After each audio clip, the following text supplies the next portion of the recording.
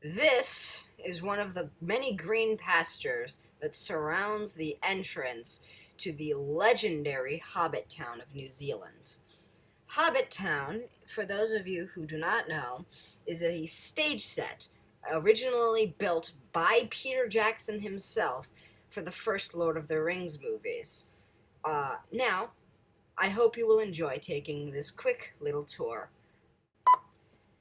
If you'll take a look at these alternating houses, you'll see an interesting size difference. The reason there was such a unique and contrast difference in size was as a way of demonstrating the height differences between the characters Gandalf and Frodo Baggins. The houses were built smaller on the side that Gandalf stood to make him appear bigger and out of place, while Frodo Baggins would always stand on the side with the larger, life-sized houses to appear as though he was right at home. This would make it appear as though they were seeing the same houses. They had a completely different height difference between the two characters, which was an ingenious way of doing it, if you think.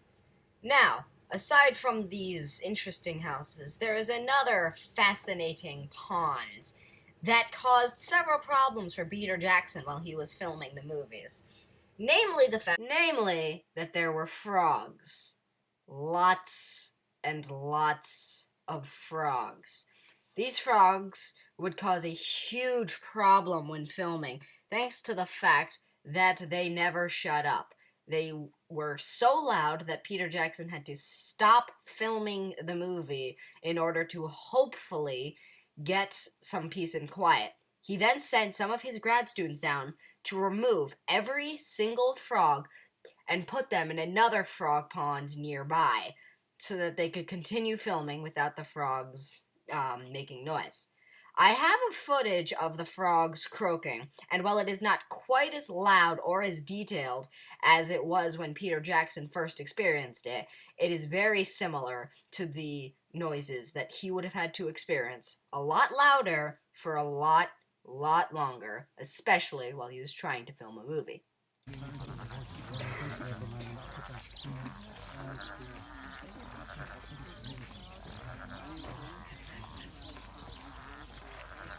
As you can imagine, this was not the kind of noise you'd want hearing in your movie. Here you can see the famous Frodo Baggins house. As you can tell, it took a very long time to design and build, especially since they wanted to have a small piece of the interior furnished for outside shots like this one. Although you can't quite see it in this shot, they had to create small walls on the interior to make it appear as though there was a household, despite the fact that all shots from within his house were shot in a movie studio many miles away. This is another interesting way to show Peter Jackson's attention to detail and extraordinary amount of attention towards what isn't even in the movie for more than a few seconds. Time for some interesting trivia.